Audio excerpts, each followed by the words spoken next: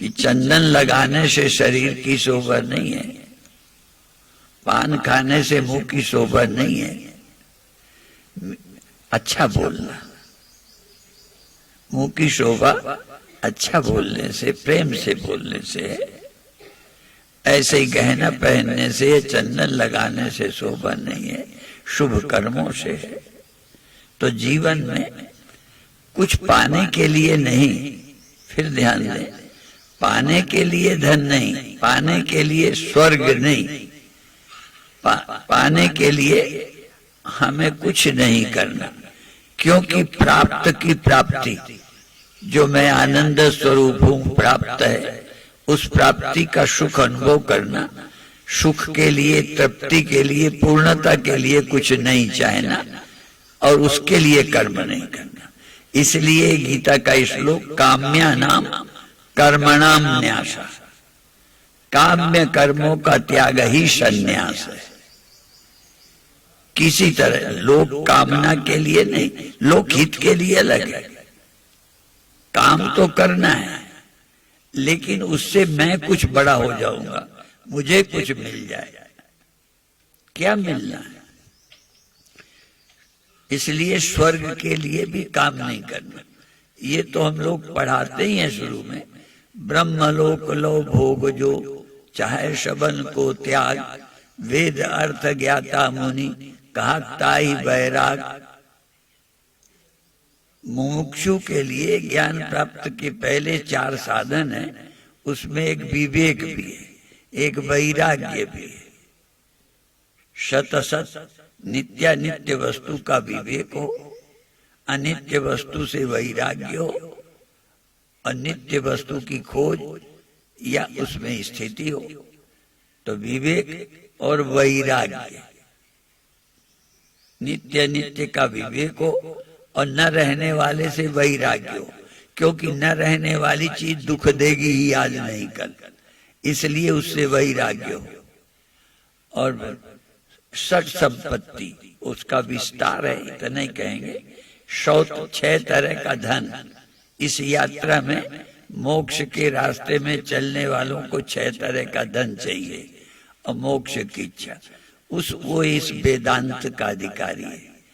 और कई जगह शंकराचार्य ने ज्ञान के लिए सन्यास आवश्यक माना है, सन्यासी को ही अधिकार इस ज्ञान में, गृहस्थी को नहीं।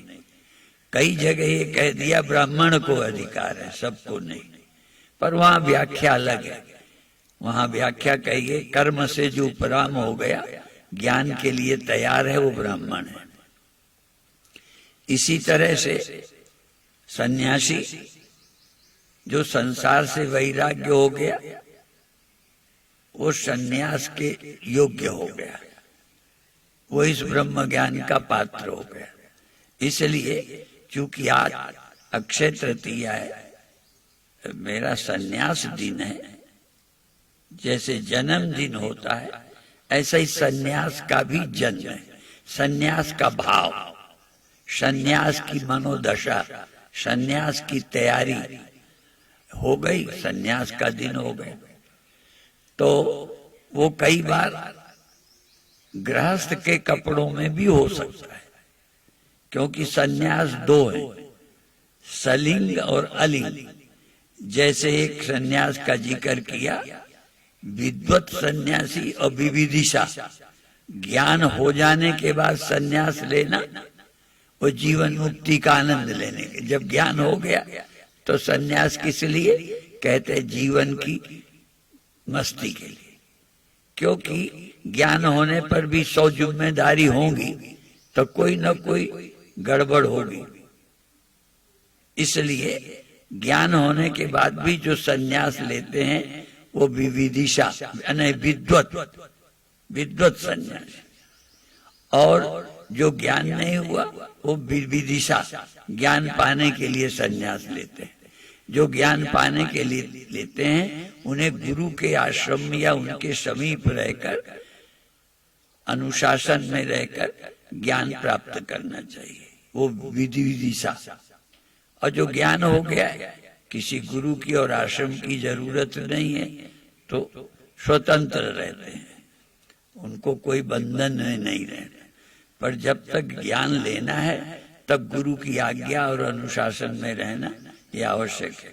तो क्योंकि सन्यास दिन के उपलक्ष्य में ये बात कहनी थी, इसलिए हमने कह दिया। और अभी एक कह दिया था ना, सलिंग सन्यासी और अलिंग वस्त्र सहित। लिंग माने पहचान, लिंग माने पहचान होती है। तो गेरुआ वस्त्र है, दंड है, केस मुड़ाना है या और तरह के, तो जो चिन्ह सहित साधु बने वो सलिंग सन्यासी। और जिसमें वेश कोई नहीं, चाहे गृहस्थ के जैसे कपड़े पहने चाहे जैसे पहने रहे, वो अलिंग सन्यासी। उसे कोई वेश विशेष नहीं रखना, क्योंकि विशेष वेश विशेष से कई बार मान जुड़ जाता है। और वेश ना हो तो रास्ते चलते कोई आपके हाथ नहीं जोड़ेगा। अभी कोई भंडारा चलता हो तो लाल कपड़े वालों को, अभी हमारे स्वामी दर्शनानंद जी का शरीर नहीं रहा, 16 को उनको सोरसी होगी, तो सोरसी में सन्यासी बिठाए जाएंगे। चाहे उससे ज्यादा ज्ञानी कोई हो, सफेद कपड़े वाला, उसे सोरसी पे नहीं बिठाएंगे। ऐसे ही भंडारे में साधुओं का हो तो गृहस्थ को सम्मान करेंगे, प्यार करेंगे, पर उस लाइन पे नहीं बिठाते। और हमारे यहाँ तो ये सभी कुछ है, आप लोग मेरे से ज्यादा जानते हो। कल परसों किसी को हम बता रहे थे, हमारे अक्षरों की भी जाति है। जैसे काका गागा गा, ये एक जाति के हैं।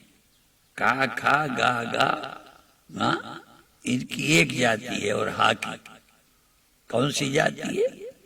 कंठ। अकु विसर्जनीया नाम कंठा, ये गले से निकले। का खा गा गा। और प्रसंग बस बता रहे थे, यूं तो और भी हैं, पर हम एक बता देते हैं जो आसान है। पा फा बा भा मा, ये ओष्ठ से, उपु पद्मनिया नाम ओष्टौ, इनका ओष्ठ स्थान है। ये ओठ से बोले जाते हैं। पा फा, ओठ को पकड़ लो, अलग अलग रहने दो, पा नहीं बोल पाओगे, फा नहीं बोल पाओगे, बा नहीं बोल पाओगे, बा नहीं बोल पाओगे। ये ओठ से माने एक जाति के हैं, एक वर्ग है इनका। जैसे का वर्ग है ऐसे ये पा वर्ग है। तो अभिप्राय है, हमने जैसे कहा कि हमारे यहाँ तो अक्षरों की भी जाति है, ऐसे ही हमारे यहाँ इस तरह के वर्ग, सन्यासी वर्ग, जैसे अमीर वर्ग और गरीब वर्ग। तो अमीर एक वर्ग है, गरीब एक वर्ग है। ऐसे ही हम लोग क्या करें, कपड़े कैसे भी हों, आप सन्यासी हो सकते हैं। क्यों? सन्यासी में काम्य कर्मों का त्याग करना है, आत्मा को जानना है और आत्मनिष्ठ रहना है। आत्मनिष्ठ माने देह भी आज नहीं कल जाएगा।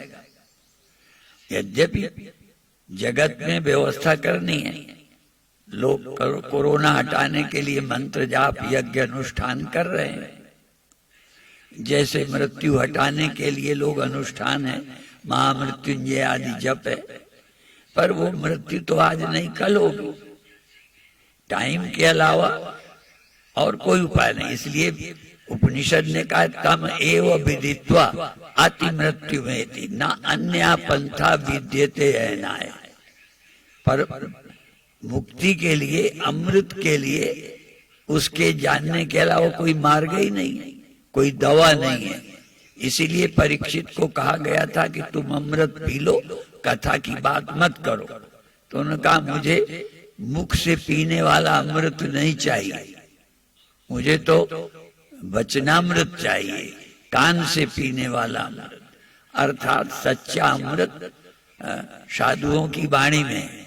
इसीलिए कई ने कह दिया, किसी ने कहा अमृत जो है सागर में निकला था ना, समुद्र मंथन में 14 में अमृत भी निकला, यूं तो जहर भी निकला। लेकिन वहां विषय आता है कि अमृत निकला, और इसीलिए जो कुंभ मनाते हैं वही एक कहानी प्रसिद्ध है कि 4 जगह अमृत गिरा था। अब उसमें कितने अमर हुए हम नहीं जानते, पर जो वचन का अमृत है यही असल में अमृत है। इसलिए कथामृत का पान परीक्षित ने किया, और जिज्ञासु को उपनिषद अमृत तम तो उपनिषदम पुरुषम पृच्छामि, हम आपसे उपनिषद पुरुष, जो उपनिषद ने जिसे पुरुष आत्मा कहा है उसको जानना चाहते हैं। वैसे तो शरीर को भी पुरुष कह दिया, लेकिन इस शरीर में पुरुष स्त्री है, पशु पक्षी है, लेकिन वहां जो पुरुष का लक्षण है ब्रह्म या आत्मा, वो तो सब में है, पर उसकी प्राप्ति पशु नहीं कर पाता। प्राप्त होते हुए पक्षी नहीं प्राप्त कर पाता वो मौत को। तो कई मनुष्य भी पशु ही की तरह है जो अमृत को प्राप्त नहीं कर पाता। उस अमृत की प्राप्ति केवल मनुष्य कर सकता है, और जब जरूरत हो तब कर सकता है। कल परसों हमने किसी अपने परिचित को एक बात सुनाई थी। ये विषय बड़ा महत्व का है कि पशु पक्षी उस अमृत को जानते ही नहीं। वो नहीं जानते कि आत्मा को जान के अमृत, वो देह को ही बचाने वाला अमृत जानते हैं। लाखों मनुष्य भी देह के बचाने को अमृत समझता है कि हम बच गए, लेकिन ये कितने थे। ये कहावत प्रसिद्ध है कि बकरे की मम्मी कब तक खैर मनाएगी, आज नहीं कल वो तो जाएगा ही। तो ये तो बकरा है, ये तो मरेगा ही। इसलिए आत्मा का जानकर आत्मविद हर्ष शोक जहाज, आत्मवेदता हर्ष और शोक ये पहचान याद रखो। प्राप्त वस्तु का हर्ष, प्राप्त वस्तु चली जाने का शोक होता है, पर ज्ञानी को हर्ष नहीं। क्या मिला, जो मिला नाशी है, पहले ही पता है, क्या खुशी मनाए। और नाशी चीज पता है रहेगी नहीं, पहले से तैयार था, तो शोक क्या करे। इसलिए ज्ञानी हर्ष शोक से मुक्त हो जाता है। धीरे धीरे बार बार जब भय आए, एक और कहानी मुझे याद आ गई जो कह के पूरी करूंगा। कहते हैं भगवान जब वनवास में गए थे तो एक जगह धनुष बाण किसी की ऋषि की कुटिया में रख दिया, पर वो देर में लौटे। जब देर में लौटे तो ऋषि ने वो उनका धनुष बाण कहा ले जाओ। उनका रख के रोकर नहीं रखूंगा। कहने लगे क्यों? कहते जब से धनुष बाण आया तब से मुझे भगवान का भरोसा चला गया। कभी मैं कहता हूं कि यदि आप कमंडल भी लिए हैं और रास्ते में कुत्ता आ जाए तो आपको लगेगा कमंडल से मार मार, डंडे से मार मार, और कुछ साधन ना हो तो फिर लगेगा ईश्वर की जैसी इच्छा। एक हमारे चड्डा जी हुए, वो एक चुटकुला सुनाते थे। कहने लगे यदि सामने से शेर आ जाए तो कहते फिर क्या करना चाहिए? कहते फिर अपने को क्या करना है, वो तो शेर ही करेगा जो कुछ करेगा, अपने को क्या करना है। तो अभिप्राय है मौत आ जाए तो क्या करोगे? शरीर को मारेगी। तो अपन तो ये कर सकते हैं कि मौत आए इसके पहले हम शरीर न होके आत्मा हो जाए। और इसके लिए मंत्र है न चेती आवेदीन महति विनष्टि। यदि शरीर रहते नहीं जाना तो अपना नुकसान कर लिया, क्योंकि समझो अब मरने की तैयारी। और यदि शरीर रहते उसे जान लिया तो मौत क्या करेगी। इसलिए आत्मज्ञान के लिए घर छोड़ना संन्यास, और छोड़ करके आत्मज्ञान प्राप्त करना, निष्ठा के द्वारा दुख दूर करना। आपने कुछ कहा तो मैं तुम्हें गाली दे के दुख हटा सकता हूँ, लोग यही रास्ता जानते। तुमने हमें मारा, तुम्हें हमने मार दिया, अपना दुख हल्का हो गया, एक यही है। लेकिन हम कुछ न करें, समझ से दुख दूर करें। भगवान बुद्ध समझ से दुख दूर करते हैं, अर्थात मौत को हम मार कर नहीं, किसी दुष्ट को नीचा दिखा के नहीं, किसी और अपने को ही समझा कर, अपने को जगा कर, बुद्ध बना के, जागृत होकर, बुद्ध अर्थात सजग होना, बाहोश होना। तो अपने दुखों का इलाज अपनी समझ पर निर्भर है, उस समझ को पाना सच्चा सन्यास है। तो आज अक्षय तृतीया को उज्जैन में हमारा सन्यास हुआ था, उसको मना रहे हैं। यद्यपि कोरोना के कारण कोई प्रचार नहीं किया गया, कोई वो नहीं है, पर फिर भी कई जगह लोग मना रहे हैं। इंदौर में भी मना रहे हैं, दिव्यांग बच्चों के बीच सुरसी शादी जा वहां मना रहे हैं। ऐसे ही और कई जगह लोग मना रहे हैं अपने अपने ढंग से।